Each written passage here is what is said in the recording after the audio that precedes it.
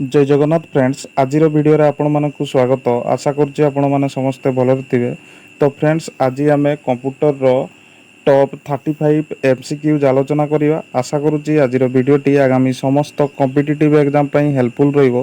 तेणु वीडियो को स्किप न करी कंप्लीटली देखंतु एवं चैनल को जदि प्रथम थर विजिट करचंती चैनल को सब्सक्राइब करी रखंतु एवं यार पीडीएफ पाइबा पई जदि चाहुचंती तबे टेलीग्राम चैनल रे जॉइन हे जानतु। डिस्क्रिप्शन बॉक्स रे टेलीग्राम चैनल रो लिंक रहिछि। तबे चलंतु आ डेरी न करी आज वीडियोटी को स्टार्ट करिवा। देखंतु आज प्रथम प्रश्न which protocol is used to transfer web page on the internet. Internet रे वेब पेज स्थानांतर पई केउ प्रोटोकॉल व्यवहृत हुए। तो सठिक उत्तर हे जिवो ऑप्शन सी एचटीटीपी। तब देखंतु परवर्ती question what is the full form of ALU. ALU रो पूर्ण रूप कौन। तो सठिक उत्तर हे जिवो option A arithmetic logic unit. तब जीवा चलंतु परवर्ती क्वेश्चन को। Question number 3 which memory returns data even after power is turn off. विद्युत बंद हेले मध्य केउ मेमोरी तथ्य संरक्षण करी रखे। तो सठिक उत्तर हे जिवो ऑप्शन सी रोम। तापर देखंतु परवर्ती question who is known as the father of the world wide web. World wide web बा डब्ल्यूडब्ल्यूडब्ल्यू रो जनक किए। तो सठिक उत्तर हे जिवो option B Tim Berners Lee. तापर जीवा चलंतु परवर्ती क्वेश्चन को।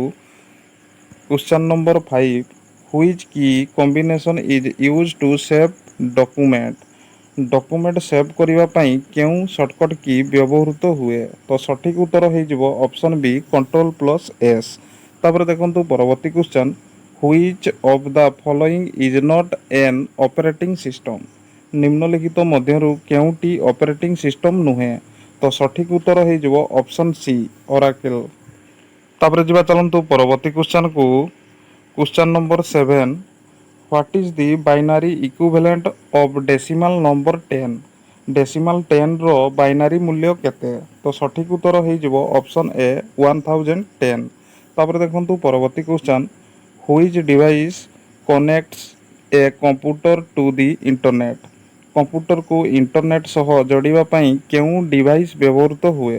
तो सठिक उत्तर हे जिवो ऑप्शन बी मॉडेम। तापर जीवा चलंतु परवर्ती क्वेश्चन को। Question number 9 what is the smallest unit of data in a computer. Computer रे तथ्यर सबुठारु छोट एकक कौन। तो सठिक उत्तर हे जिवो ऑप्शन सी बिट। तापर देखंतु परवर्ती question which software is used to create presentations. Presentations तैयारी पई केउ सॉफ्टवेयर व्यवहृत हुए। तो सठिक उत्तर हे जिवो एमएस पावर पॉइंट। तापर जीवा चलंतु परवर्ती क्वेश्चन को। Question number 11 the brain of CPU is called. CPU रो मस्तिष्क काहाकू कुआ जाय। तो सठिक उत्तर हे जिवो ऑप्शन बी एएलयू बा अरिथमेटिक लॉजिक यूनिट। तापर देखंतु परवर्ती question which network covers the largest geographical area. सबुठारु बड़ भौगोलिक क्षेत्र को केउ नेटवर्क आवृत करे। तो सठिक उत्तर हे जिवो ऑप्शन सी WAN 1। तापर जीवा चलंतु परवर्ती क्वेश्चन को। Question number 13 what is the full form of IP. IP रो पूर्ण रूप कौन। तो सठिक उत्तर हे जिवो ऑप्शन ए इंटरनेट प्रोटोकॉल। तापर देखंतु परवर्ती question which of the following is a database software. निम्नलिखित मध्यरु केउटी डाटाबेस सॉफ्टवेयर। तो सठिक उत्तर हे जिवो ऑप्शन ए एमएस एक्सेस। तापर जीवा चलंतु परवर्ती क्वेश्चन को। Question number 15 which company developed the C language. C भाषा कहा द्वारा विकसित होइतिला। तो सठिक उत्तर हे जिवो ऑप्शन ए। तापर देखंतु परवर्ती question which generation of computers used micro processors.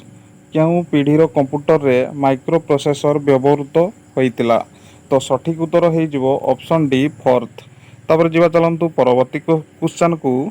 Question number 17 what is the extension of MS Word file.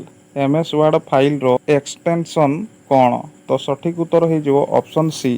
तापर देखंतु परवर्ती क्वेश्चन व्हिच की is used to cancel A command. କୌଣସି କମାଣ୍ଡ ବାତିଲ କରିବା ପାଇଁ କେଉଁ କି ବ୍ୟବହୃତ ହୁଏ? ତ ସଠିକ୍ ଉତ୍ତର ହେଇଯିବ ଅପସନ୍ ବି। ତାପରେ ଯିବା ଚାଲନ୍ତୁ ପରବର୍ତ୍ତୀ କ୍ୱେଶ୍ଚନକୁ। Question number 19, what is the full form of SMTP? SMTP ର ପୂର୍ଣ୍ଣ ରୂପ କ'ଣ? ତ ସଠିକ୍ ଉତ୍ତର ହେଇଯିବ option A, simple mail transfer protocol. ତାପରେ ଦେଖନ୍ତୁ ପରବର୍ତ୍ତୀ question, which of the following is an example of application software? ନିମ୍ନଲିଖିତ ମଧ୍ୟରୁ କେଉଁଟି ଆପ୍ଲିକେସନ୍ ସଫ୍ଟୱେୟାର? ତ ସଠିକ୍ ଉତ୍ତର ହେଇଯିବ ଅପସନ୍ ସି, MS ୱାର୍ଡ଼। ତାପରେ ଯିବା ଚାଲନ୍ତୁ ପରବର୍ତ୍ତୀ କ୍ୱେଶ୍ଚନକୁ। କ୍ୱେଶ୍ଚନ ନମ୍ବର 21, 1 ମେଗାବାଇଟ୍ ବା MB ଇକ୍ୱାଲ୍ ଟୁ ଡ୍ୟାସ୍। ତ ସଠିକ୍ ଉତ୍ତର ହେଇଯିବ ଅପସନ୍ ବି, 1024 KB। ତାପରେ ଦେଖନ୍ତୁ ପରବର୍ତ୍ତୀ question, which menu contains the spelling and grammar option in MS Word? ତ ସଠିକ୍ ଉତ୍ତର ହେଇଯିବ ଅପସନ୍ ବି, ରିଭ୍ୟୁ।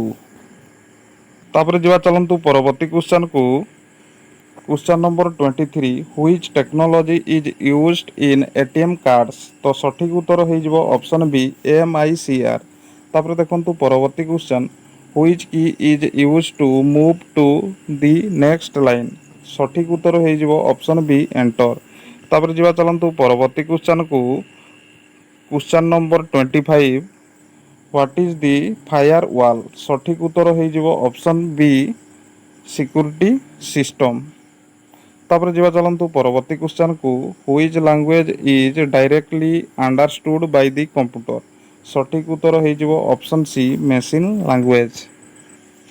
ତାପରେ ଯିବା ଚାଲନ୍ତୁ ପରବର୍ତ୍ତୀ କ୍ୱେଶ୍ଚନକୁ। Question number 27, what is the full form of DNS? ତ ସଠିକ୍ ଉତ୍ତର ହେଇଯିବ ଅପସନ୍ ଏ। ତାପରେ ଦେଖନ୍ତୁ ପରବର୍ତ୍ତୀ question, which memory is fastest? ସଠିକ୍ ଉତ୍ତର ହେଇଯିବ ଅପସନ୍ ସି। ତାପରେ ଯିବା ଚାଲନ୍ତୁ ପରବର୍ତ୍ତୀ କ୍ୱେଶ୍ଚନକୁ।